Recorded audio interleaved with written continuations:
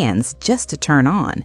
These gadgets were once cutting edge. They promised convenience, excitement, and a glimpse of tomorrow. But today, they look bulky, confusing, and sometimes downright funny. So take a step back with us as we rewind time and explore 10 old gadgets that look funny today, but once made us feel like we were living in the future. 1. The rotary dial telephone. Before tapping a screen, you had to spin your finger in a circle just to make a call. The rotary phone became common in American homes during the 1940s and 50s.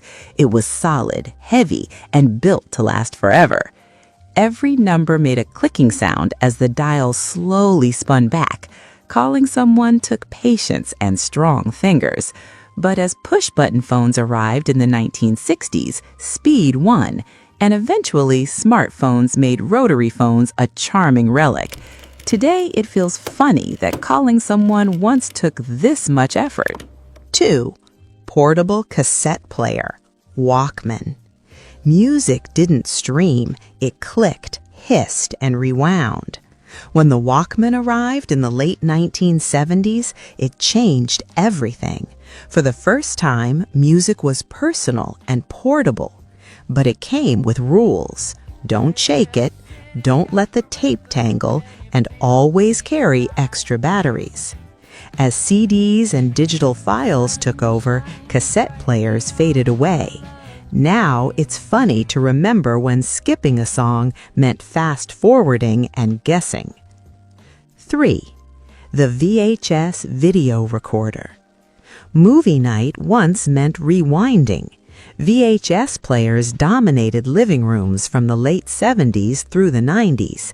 They let families record TV shows and build home movie libraries. But tapes wore out. Tracking needed adjustment, and forgetting to rewind felt like a personal insult. CDs, streaming, and instant playback ended the VHS era. Now those chunky players look oversized for something that only played blurry movies. 4. The Polaroid instant camera. Waiting for photos used to take about 1 minute.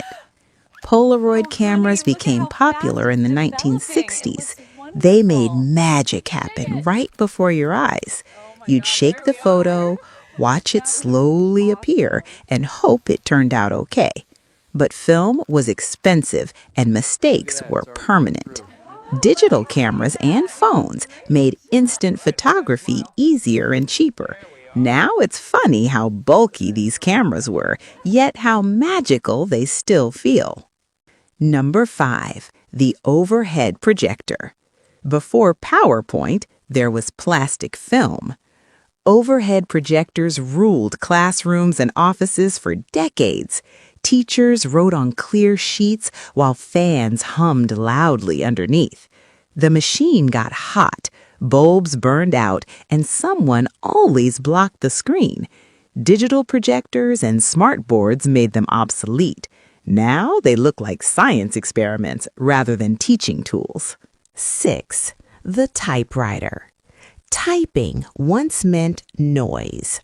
Typewriters filled offices from the early 1900s through the 1970s. Every letter struck paper with force.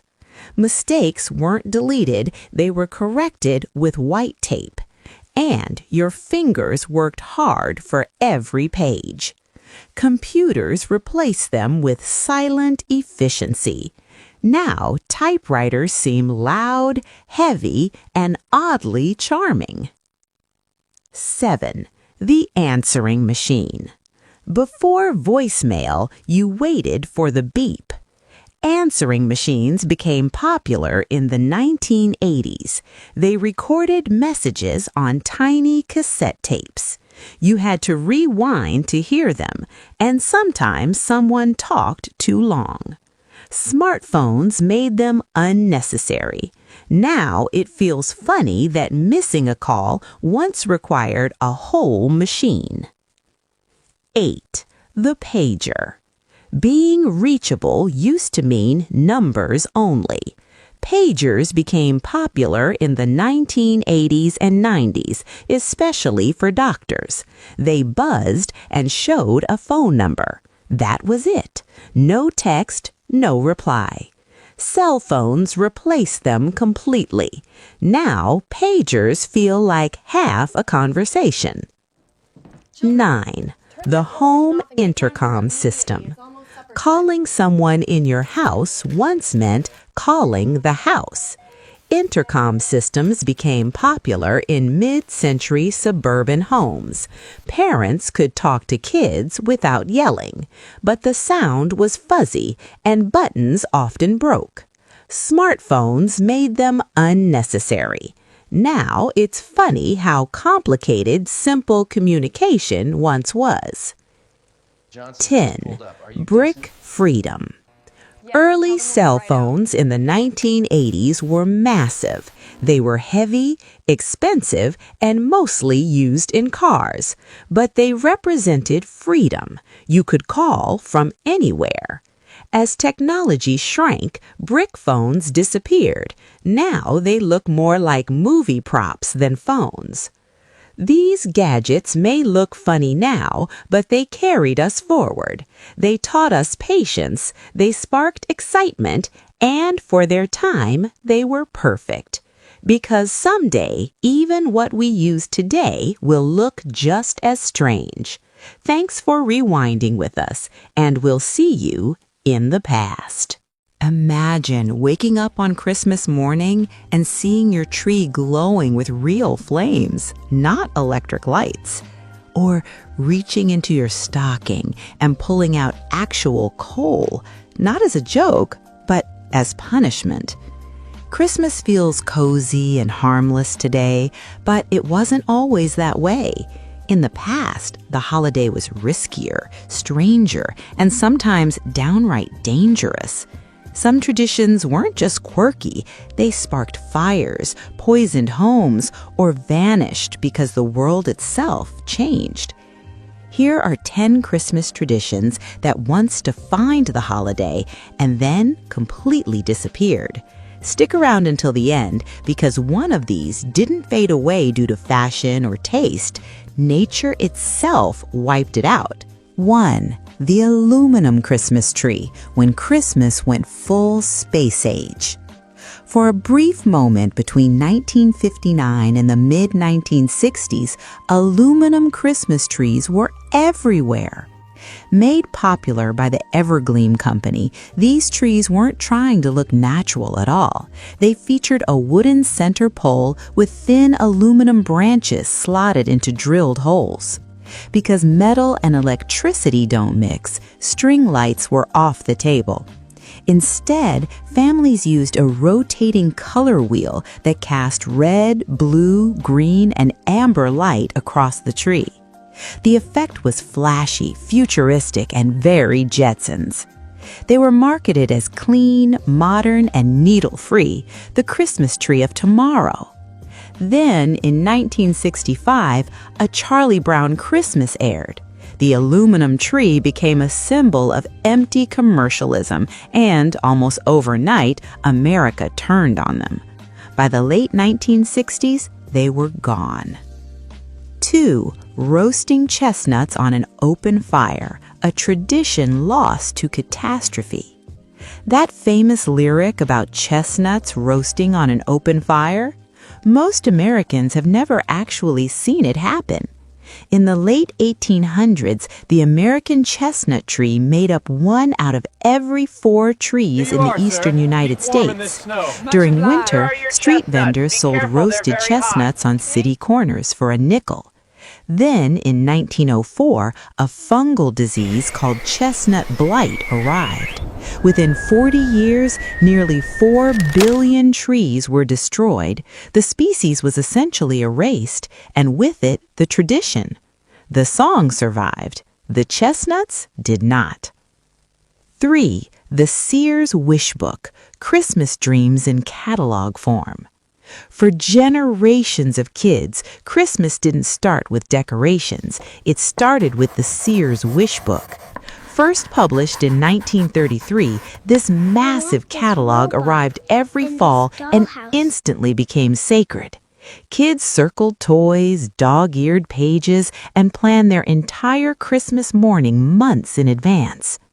At its peak, the catalog was more than 600 pages long. But toy superstores and eventually the internet made it unnecessary. In 1993, Sears released its final wish book. A childhood ritual quietly ended. Number 4. Mince meat pies, when Christmas dessert contained actual meat. Today's mince pies are sweet and fruity. Originally, they were anything but. Early mince meat pies contained chopped beef, venison, or tongue mixed with fat, dried fruit, and alcohol. They weren't desserts. They were a way to preserve meat through winter. As refrigeration became common, the meat disappeared from the recipe. Only the name remained, and a very confusing legacy. Number 5. Coal in your stocking, a real consequence. Coal in a stocking wasn't a joke. In the late 1800s and early 1900s, it was a genuine punishment. Homes were heated by coal furnaces, so coal was cheap, plentiful, and symbolic. Finding it in your stocking meant Santa had judged you. During the Great Depression, that message carried real weight. As heating shifted to gas and electricity, coal slowly vanished from basements and from Christmas mornings. Number 6. Lead tinsel, beautiful, heavy, and dangerous. From the 1920s through the 1960s, Christmas trees sparkled with lead tinsel. It hung perfectly straight, mimicking real icicles in a way plastic never could. It looked elegant, and it was incredibly toxic. As awareness of lead poisoning grew, the FDA stepped in. By Christmas 1972, lead tinsel had disappeared entirely from store shelves. Pretty, but not worth the risk. Number 7.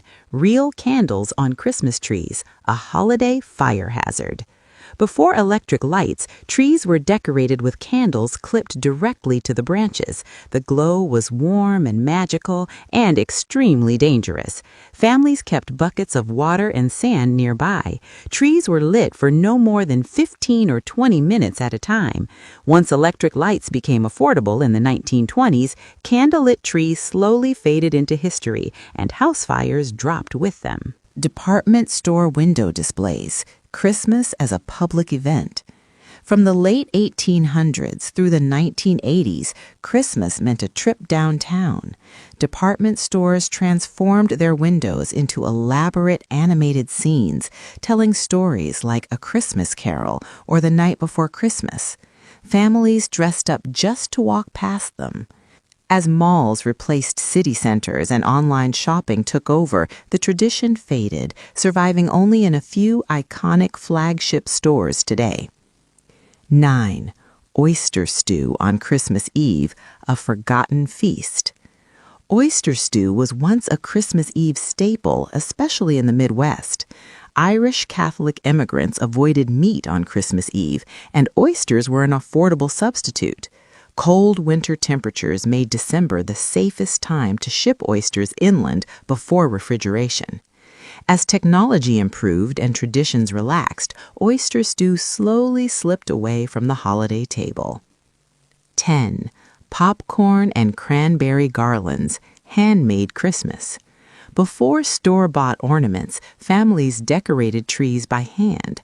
Popcorn and cranberries were strung together during long winter evenings, turning decoration into a shared ritual.